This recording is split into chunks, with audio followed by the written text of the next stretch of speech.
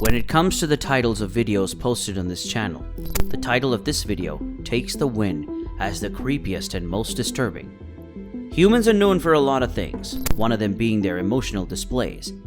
Every person has a particular way that they choose to display certain emotions, and sometimes rage can take a deadly form.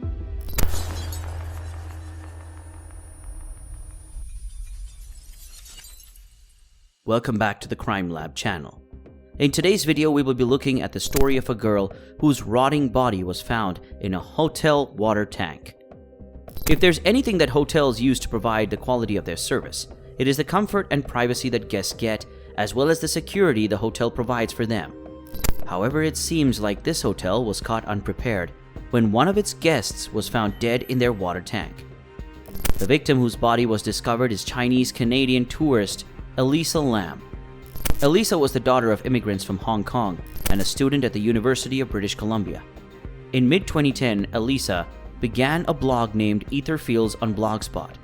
Over the next 2 years, she posted pictures of models in fashionable clothing and accounts of her life, particularly her struggle with mental illness. In a January 2012 blog post, Elisa lamented that a relapse at the start of the 2012 school term had forced her to drop several classes, causing her to feel so utterly directionless and lost. Her post was titled, "You're always haunted by the idea you're wasting your life," after a quotation from novelist Chuck Palahniuk. She used that quote as an epigraph for her blog. Elisa worried that her transcript would look suspicious with so many withdrawals, and that it would result in her inability to continue her studies and attend graduate school.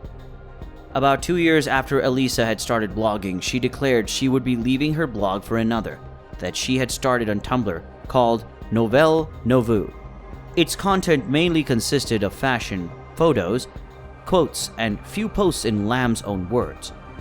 The same Palahniuk quotation was used as an epigraph. Elisa had been diagnosed with bipolar disorder and depression, and had been prescribed several medications for her mental health issues, such as Wellbutrin, lamotrigine, quetiapine, dexedrine spansul, and venlafaxine. According to her family, who reportedly kept her mental illness private, Elisa had no history of suicidal tendencies or attempts, although one report claimed she had previously gone missing for a brief period. Elisa had a history of defaulting on her bipolar medications, and as a result on several occasions suffered hallucinations that would cause her to hide under her bed for refuge. She was even hospitalized at least once for one of these episodes. For her trip to California, Elisa traveled alone, visited the San Diego Zoo, and posted photos on social media. January 26th, she arrived in Los Angeles, and after 2 days she checked into the Cecil Hotel near downtown Skid Row. Elisa was initially assigned a shared room on the hotel's 5th floor. However, her roommates complained about what the hotel's lawyer would later describe as certain odd behavior, and Elisa was moved to a room of her own after 2 days. According to Amy Price, the hotel manager at the time of Elisa's disappearance, Elisa was leaving notes for her roommates that said "go home" and "go away," and would lock the door to the room and require a password for entry. A few days before her disappearance, Elisa attended a live taping of Conan in Burbank, but was escorted off the premises by security due to disruptive behavior. Elisa contacted her parents in British Columbia daily when traveling up until the day she disappeared. On January 31st, 2013, the day she was scheduled to check out of the hotel and leave for Santa Cruz, her parents did not hear from her and called the Los Angeles Police Department, after which they flew to Los Angeles to help with the search. Hotel staff who saw Elisa that day said she was alone. Outside the hotel, Katie Orphan, manager of the Last Bookstore, was the only person who recalled seeing her that day. Kate mentioned that Elisa was outgoing, lively, and friendly while getting gifts to take home to her family. She said she was talking about what book she was getting and whether or not what she was getting would be too heavy for her to carry around as she traveled. Police searched the hotel to the extent that they legally could. They searched her room and had dogs go through the building, including the rooftop, but the dogs were unsuccessful in detecting her scent. Sergeant Rudy Lopez later said, "But we didn't search every room. We could only do that if we had probable cause to believe a crime had been committed." On February 6th, a week after Lam had last been seen, the LAPD printed out flyers with her image and posted them in the neighborhood and online. It brought the case to the public's attention through the media. On February 13th, after another week with no sign of Alyssa, the LAPD released a video of the last known sighting of her, taken in one of the hotel elevators by a video surveillance camera on January 31st. The video lasted 2.5 minutes and showed Alyssa alone, making unusual moves and gestures, leaving the elevator at one point while its doors remain open, even after she appears to have pressed every button. When the doors fail to close after she returns, she leaves, after which the doors close. The videos drew worldwide interest to the case due to her strange behavior and was said to have 3 million views and 40,000 comments in its first 10 days on the Chinese video sharing site Youku alone. Many of the commentators said that they found it unsettling.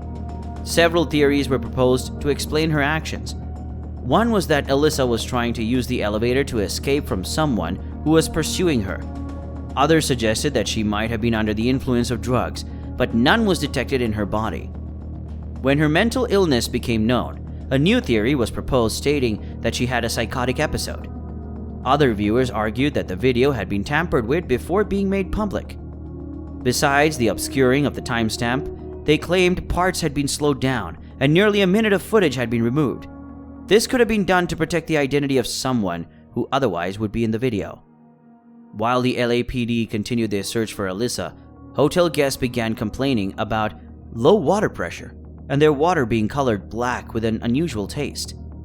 On the morning of February 19th, hotel maintenance worker Santiago Lopez found Alyssa's body in one of 4 tanks on the roof.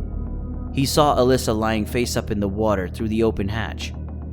On February 21st, the Los Angeles Coroner's Office issued a finding of accidental drowning with bipolar disorder as a significant factor.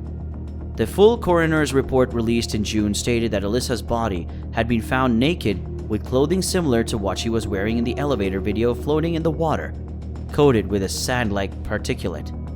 Her watch and room key were also found with her.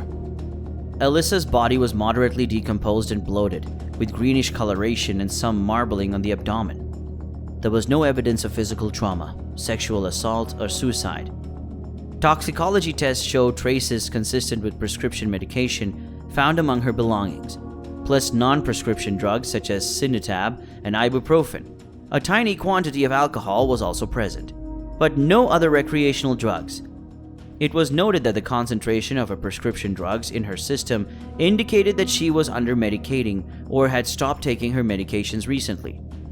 There have been a lot of unanswered questions regarding the case of Alyssa's death, mainly because the investigations explained how she died, but not how she got into the tank.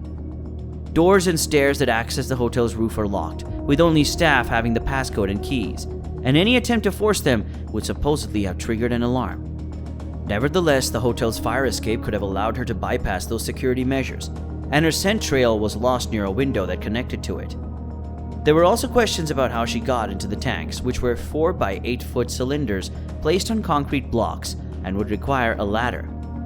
The autopsy report's conclusions were also questioned based on incomplete information, such as results of the rape and fingernail kits.